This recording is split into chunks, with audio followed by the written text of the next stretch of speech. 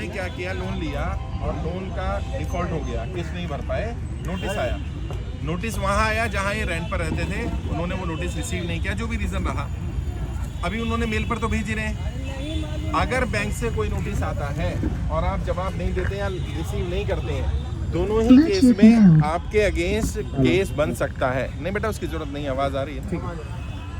आपके against case बन सकता है, मतलब कोई भी अगर ऐसा केस बनता है जिसमें कि आपके पास आप डिफ़ॉल्ट करते हैं, तो डिफ़ॉल्ट करने के बाद आपको नोटिस भेजा जाएगा।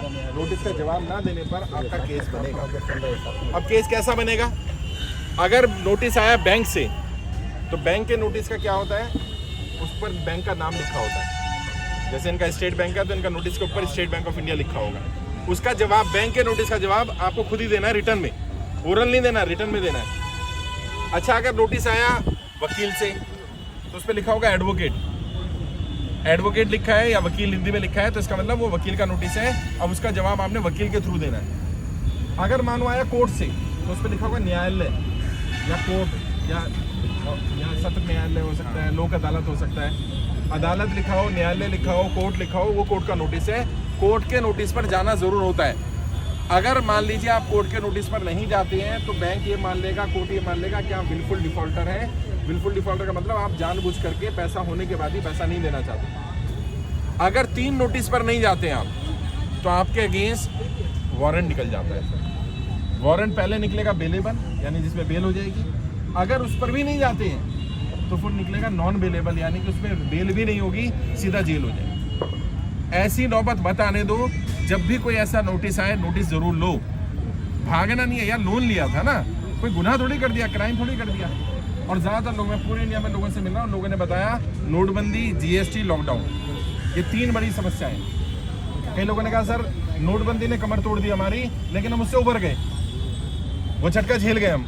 लेकिन दूसरा झटका लग गया जीएसटी के रूप में। जिस कंपनी में नौकरी करते थे वो कंपनी बंद हो गई, चीज़ें महंगी हो गई, हमारी कंपनी नहीं चला पाए हम लोग, वो भी झेल गए। लेकिन ये जो लॉकडाउन लगा ना, उसको हम झेल नहीं पाए, और ज़्यादातर लोगों का जो लोन डिफॉल्ट हुआ है वो लॉकडाउन के बाद हुआ। अब ना तो नोटबंदी आपने करी है, ना जीएसटी आप लेके आए हो, ना आपने लॉकडाउन लगाया, तो सरकार की गलत नीतियों की सजा अपने आप को नहीं देनी। और बैंक में भी जाओगे, कोर्ट में भी जाओगे, तो वहाँ भी इंसान ही बैठते हैं यार। भागने से काम नहीं चलेगा। आपने विलफुल डिफॉल्टर नहीं होना, भागना नहीं है। बैंक में जाइए, बात करिए अपनी। और कैसे बात करिए? बैंक क्या करता है, देखो बैंक कितना समझदार है। बैंक तुम्हें नोटिस भेजता है, एक किस्त बाउंस होगी, नोटिस आ जाएगा। तुम क्या करते हो? फोन पे बात करते रहते हो।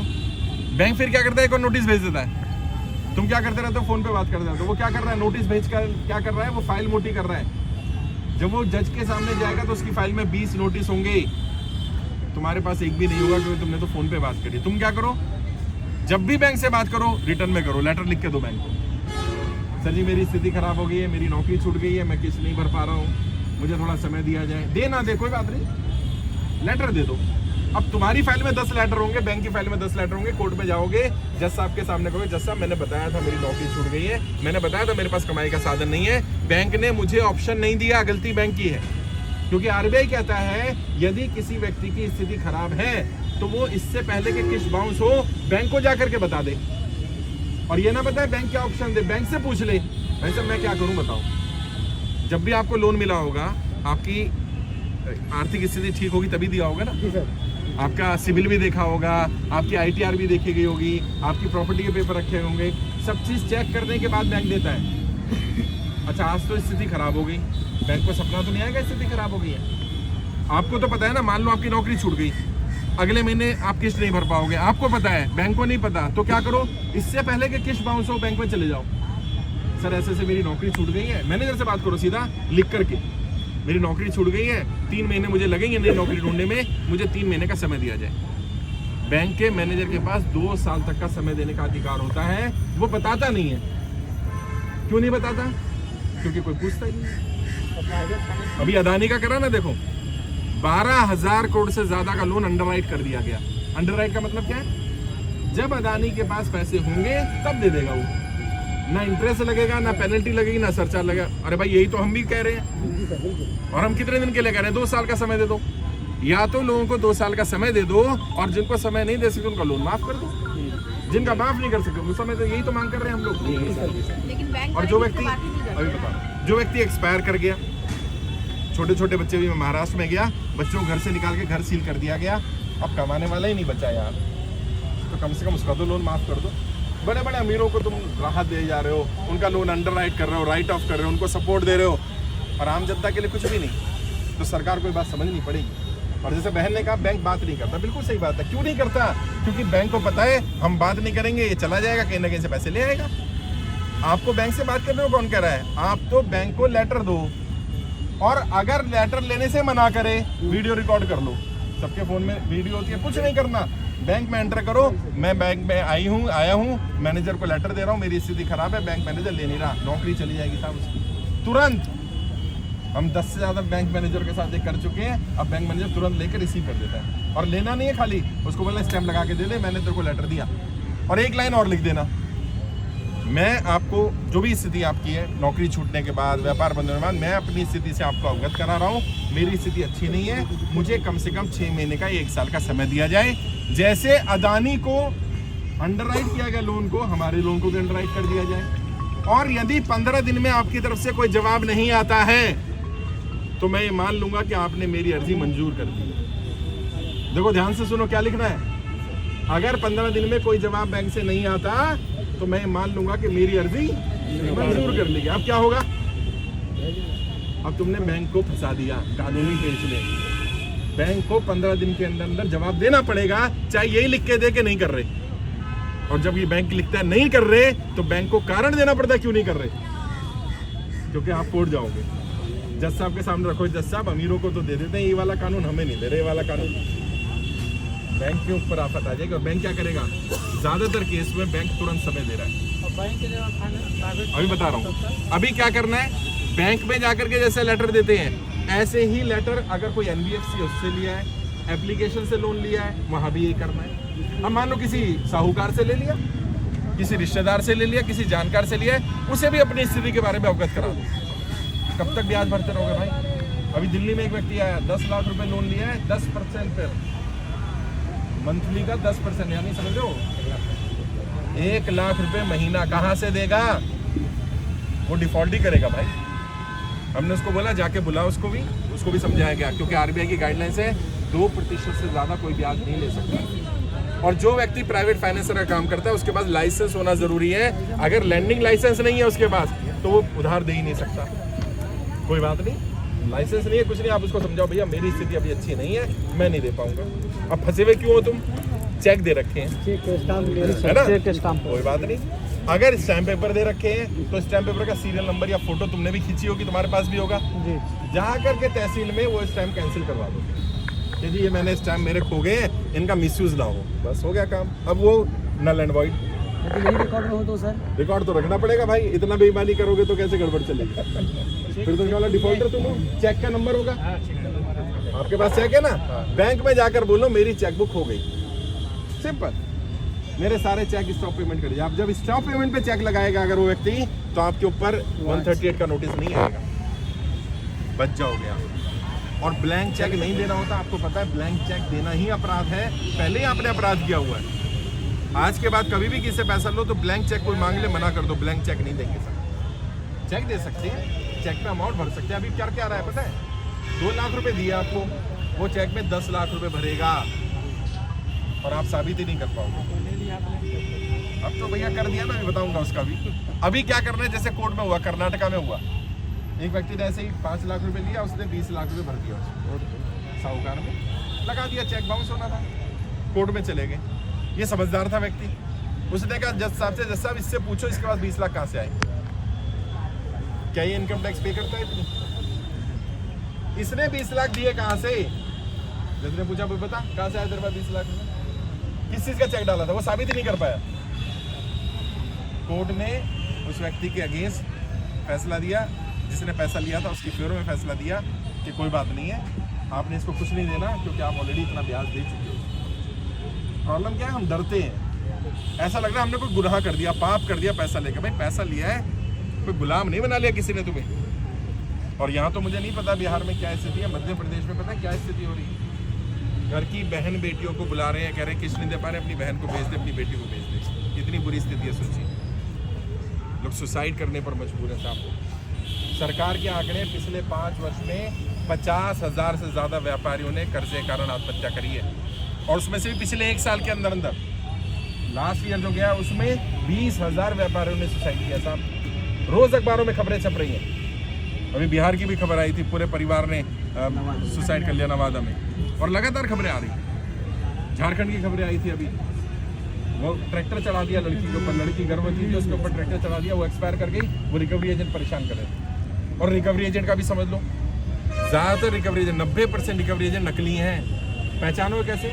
मैंने वीडियो बनाई थी, जब भी कोई रिकवरी के लिए आए तुरंत उसको पूछो भैया अपना आई कार्ड दीजिए। बिना आई कार्ड के कोई रिकवरी के लिए नहीं आ सकता, ना फोन कर सकता। फोन भी करे ना, उसको बोलना व्हाट्सएप कर दे अपना आई कार्ड, पहले चेक तो कर लो तू बैंक से बोल रहा है कि कोई फ्रॉड बोल रहा है। अगर वो आई कार्ड दे दे तो उसको बोलना डीआरए का सर्टिफिकेट दिखा। ये डीआरए क्या है? डेप्ट रिकवरी एजेंट का एक सर्टिफिकेट लेना पड़ता है सरकार से। उनकी ट्रेनिंग होती है, उन्हें सिखाया जाता है गाली गलौज नहीं करनी, बदतमीजी नहीं करनी, कितने बजे से कितने बजे तक किसी घर जा सकते हो। अगर व्यक्ति घर पर नहीं है तो आधे घंटे ज़्यादा घर पे बैठ नहीं सकते। महिलाओं को, बच्चों को बात नहीं कर सकते लोन के बारे में, ये अधिकार है तुम्हारे। प्रॉब्लम क्या है? लोन देते समय ये अधिकार बताने चाहिए थे, कोई नहीं बताता। और इंसान मजबूरी में, क्योंकि बीमारी हो जाती है, कोई और दिक्कत आ जाती है, बंदा पैसे ले लेता है। उस समय तो उसको लगता है कि पैसा आ गया, लेकिन बाद में फंस जाता है। घबराना नहीं है, परेशान नहीं होना, मैं आपकी लड़ाई लड़ रहा हूँ। वित्त मंत्रालय में फाइल भेजी गई है, पीएमओ से बातचीत चल रही है, और मेरा पूरा विश्वास है कि सरकार जल्दी हमारी बात सुनेगी, क्योंकि मैं नेताओं को अच्छी तरह जानता हूँ। इनकी एक ही नब्ज है, क्या? जनता। जिस दिन इनको डर लगता है कि जनता हमारे खिलाफ हो जाएगी, उस दिन ही हमारी सुन लेगी। जब हम 25,000 थे ना फॉर्म, तो सरकार सीरियसली नहीं ले रही थी हमें। अच्छा, जब फॉर्म 50,000 हुए तो सरकार को थोड़ा दबाव हो रहा है, यार 50,000 लोग हो गए यार, तो सरकार ने मैसेज भेजने शुरू करे। जब 1 लाख हो गए तो लेटर आना शुरू हो गया आरबीआई से। अभी 3 लाख हो चुके सर। अच्छा सोचो, जिस दिन 30 लाख हो जाएंगे उस दिन क्या होगा? जिस दिन 1 करोड़ हो जाएंगे उस दिन क्या होगा? उस दिन मैं बताऊं क्या होगा? उस दिन सरकार तुम्हारे कदमों पे आएगी। ये जो है सब मोटी चमड़ी के आदमी। अरे नहीं भाई, उन्हें सत्ता में रहना ना, सत्ता में रहने के लिए क्या करेंगे वो? सहारा का ये है, नहीं, सहारा छोड़िए, सहारा छोड़िए। देखिए, एक ही मुद्दे पे काम करना है मेरे को, कर्जा मुक्ति पर। अगर आप दूसरा मुद्दा लेके आओगे, वो दूसरे व्यक्ति से बात करो। लोग कहते हैं आप ये भी करो, भैया मैं सारे काम नहीं कर सकता, मैं एक काम कर सकता हूँ, मुझ पर कर्जा नहीं है, इन पर कर्जा नहीं है, इन पर कर्जा नहीं है, इन पर कर्जा नहीं है, इन पर कर्जा नहीं है, मेरी टीम पे किसी पे कर्जा नहीं है। मैं तुम्हारी लड़ाई क्यों लड़ रहा हूँ? क्योंकि मैं नहीं चाहता कर्जे के कारण कोई व्यक्ति सुसाइड करे। सरकार पर दबाव बनाना तो पड़ेगा। तुम कह रहे हो नहीं होगा तो यहाँ क्यों आए हो? घर जाओ, नहीं होगा, कोशिश कर लो। वैसे कौन सा कुछ हो रहा है, क्या पता हो जाए। हमें तो उम्मीद नहीं थी सरकार लेटर भेज देगी, हमें उम्मीद नहीं थी। सरकार ने लेटर क्यों भेजा फिर? सरकार पे दबाव नहीं है तो? क्योंकि सरकार किससे बनी? जनता से। उन्हें लगा अगर ये जनता ही चली गई, उनका कोई काम ही नहीं है, इसलिए डर लग रहा है। नेता एक ही भाषा समझते हैं, और जो लोग ये सोचते हैं कि काम नहीं हो सकता, उन्हें यहाँ आने की जरूरत नहीं है। वो अपना जो कर रहे हो करते रहो भैया। मैं तो इतना ही कर सकता था कि तुम्हारी बात सरकार तक पहुँचा दी, तुम्हारे लेटर पहुँचा दिए गए, तुम्हारे अभी भी जो लोग आएंगे लेटर लेकर, किसका नोटिस है, भाई का नोटिस आया, तो इसको बता रहा हूँ कि कैसे जवाब देना है। ट्रेनिंग दे रहा हूँ फ्री में, कर्जे से बाहर निकलने के 20 तरीके की ट्रेनिंग फ्री दी जा रही है। 10 लाख से ज़्यादा लोग ट्रेनिंग ले चुके हैं, ऑनलाइन वो ट्रेनिंग अटेंड करो, 20 तरीके बताए गए, कोई ना कोई तरीका काम आ जाएगा। और भाई मैं इससे ज़्यादा नहीं कर सकता, मैं सरकार नहीं हूँ। सारी उम्मीद मुझसे मत करो कि मैं जाके लोन माफ़ कर दूँ। कई लोग कहते हैं सब फॉर्म भर दिया, अब कल फॉर्म भरा, आज लोन माफ़ हो जाए। मैंने भैया इतना आसानी से हो जाता तो आज ही। जैसा भाई ने कहा ना, सरकार मोटी चमड़ी के लोग, इतनी जल्दी नहीं सुनेंगे। सुनेंगे, लेकिन सुनेंगे कब?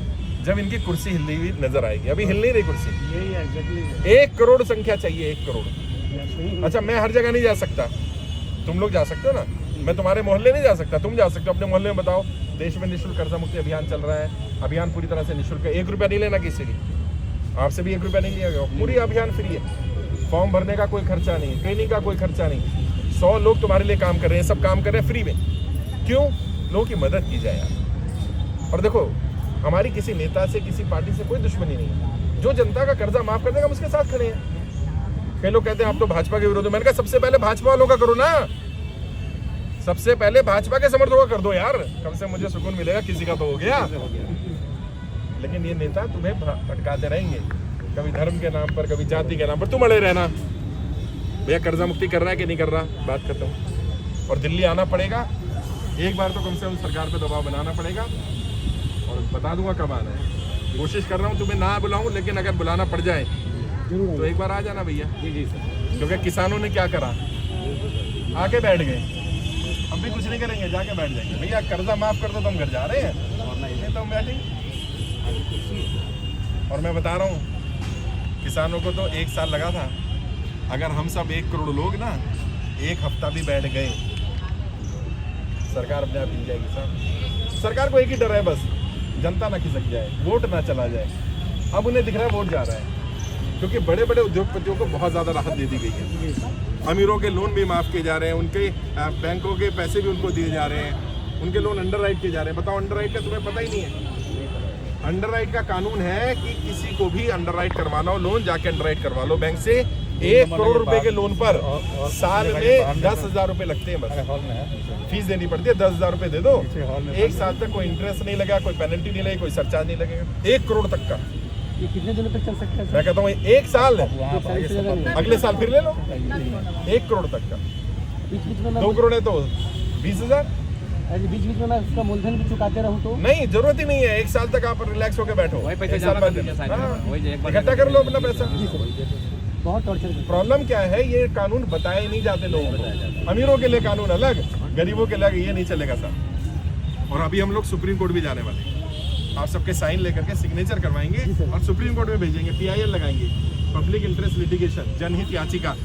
उसमें सुप्रीम कोर्ट से कहा जाएगा कि जब अदानी जी को मदद करी गई तो इन लोगों की क्या गलती है, इनकी मदद करो भाई। अंडरराइट के लिए खुद ही एप्लीकेशन देना होगा कि खुद ही एप्लीकेशन देना है। वकील को भी बोल सकते हैं, जी सर। वकील से भी लिखवा के दे सकते हैं। वकील से लिखवाएंगे तो ज्यादा दबाव पड़ेगा जी सर कि जी इसका लोन अंडरराइट कर दिया जाए। अगर आपका कितना लोन होगा यार, किसी का 10 लाख, 20 लाख, 50 लाख, इतना ही होगा ना।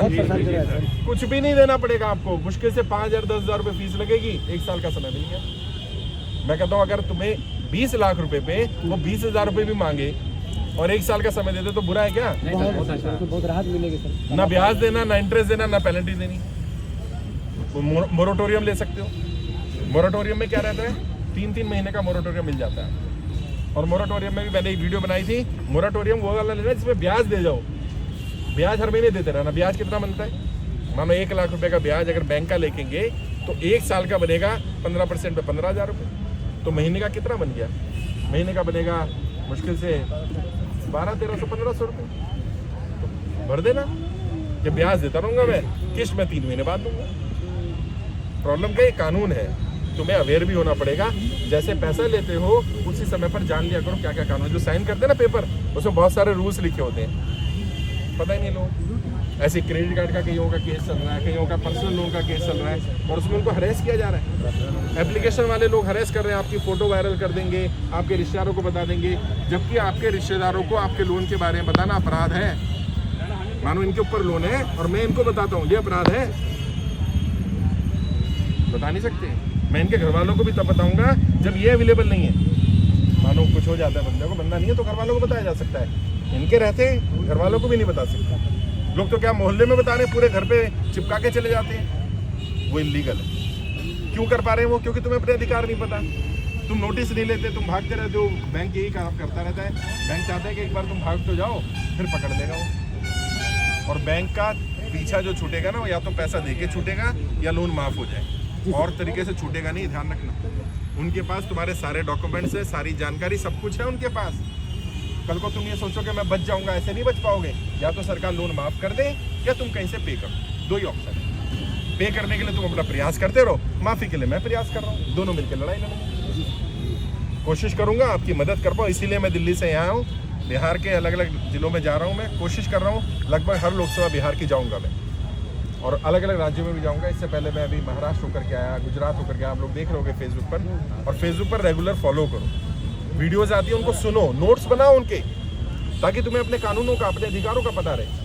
उसको शेयर करो ज़्यादा से ज़्यादा, लोगों को बताओ। फॉर्म ऑनलाइन भरना है। मेरी टीम है बिहार की, उनसे संपर्क कर लेना। ये हमारे बिहार के प्रदेश प्रभारी हैं, नीरज देव भारती जी, बिहार से ही हैं। ये बाकी साथी भी बिहार से हैं, इनसे मिल लेना। यहाँ पर हमारे को पटना में मिलेंगे, शेखर जी मिलेंगे पटना में, आपको इनसे मुलाकात कर सकते हो आप। और भी साथी हैं, रोहन जी भी पटना में रहते हैं, इनसे भी मुलाकात कर सकते हो। हर संभव मदद की जाएगी।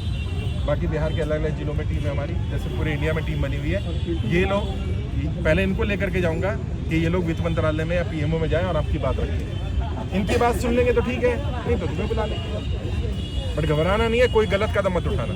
किसी को खाने पीने की दिक्कत आ रही हो, रहने की दिक्कत आ रही हो, कोई परेशान कर रहा हो, वो इनसे संपर्क कर लो, कोई ना कोई व्यवस्था करवा देंगे यार। घबराना नहीं है, और इतने पीछे नहीं हम लोग, लड़ेंगे। आपके विधायक से बात करेंगे, सांसद से बात करेंगे, कम से कम खाने पीने की रहने की व्यवस्था करवा देंगे आपको, आपके एरिया में करवा देंगे। कोई परेशान कर रहा है, दिक्कत कर रहा है, तो अभी हम लोगों ने कई एमएलए एमपी से बोला है और उनकी दिक्कत दूर हुई। तो वो सारे हथियार हैं हमारे पास, कानूनी भी लड़ाई लड़ेंगे, सामाजिक रूप से भी आपके साथ खड़े हैं। आपको भी एक दूसरे का साथ देना पड़ेगा। अभी आपका कोशिश करेंगे, जो पटना आसपास रहते हैं, एक व्हाट्सएप ग्रुप बना दें, ताकि किसी के साथ कोई समस्या है सब पहुंच जाओ उसके। सोचो अभी देखो यहाँ 100-125 लोग हो यार, तुम बहुत जरूरी है सर। अगर सब एक साथ चले जाओ, किसी की हिम्मत है, कोई बैंक वाला या कोई एनबीएफसी वाला या कोई साहूकार परेशान कर दे किसी को? वो बचपन में कहानी सुनी थी ना, एक एक लकड़ी को कोई भी तोड़ देगा, लकड़ी का गट्ठर बन गया। तो अब इतने सारे लोग हो, अभी कोई आकर के बदतमीजी करने लगे, सब पेलेंगे उसको, क्यों भाई क्या कर रहा है तू? अपने जो विरोध है ना, जाति का, धर्म का, भाषा का, क्षेत्र का, उसको मिटा दो, संगठित हो जाओ बस। हमारी एक बरादरी है कर्जे वालों की बरादरी, भैया हमें नहीं पता इसका जाति क्या, धर्म क्या, भैया ये भी कर्जे वाला है, मैं भी कर्जे वाला, हम दोनों परेशान है, दोनों एक दूसरे की मदद करेंगे बस। और फॉर्म भी भरवाओ, खुद भी फॉर्म भरो, कम से कम 100 लोग के फॉर्म भरवाओ, और निःशुल्क है ये पूरा अभियान, किसी को 1 रुपया देना भी मत। अगर कोई मेरे नाम पर, मेरी टीम के नाम पर कोई पैसा मांगे, कोई ठगी करना चाहे, तुरंत पुलिस पे कंप्लेंट करो उसकी। हम लोग अपना पैसा लगा करके ये काम कर रहे हैं, हमें कोई पैसा नहीं चाहिए, हम सिर्फ आपकी सपोर्ट करना चाहते हैं। हाँ, जब आपका लोन माफ़ हो जाए, जब आप इस बीमारी से निकल जाओ, तब साथ मिल करके देखेंगे कि चलो यार अब आगे साथ मिल करके कुछ बड़ा करते हैं, औरों के लिए करते हैं। ठीक है, अभी सबसे मिलूंगा। भाई का नोटिस आया था तो मैंने बता दिया, और किसी का भी कोई नोटिस है तो नोटिस दिखाओ मेरे को, और कॉपी हो तो अच्छा रहेगा। कोई लेटर हो जो आपको लग रहा हो वित्त मंत्रालय देना है, पीएमओ देना है, वो लिख करके दे दो। नहीं, एंट्री कराओ ना, एंट्री कराओ पहले, एंट्री कराओ।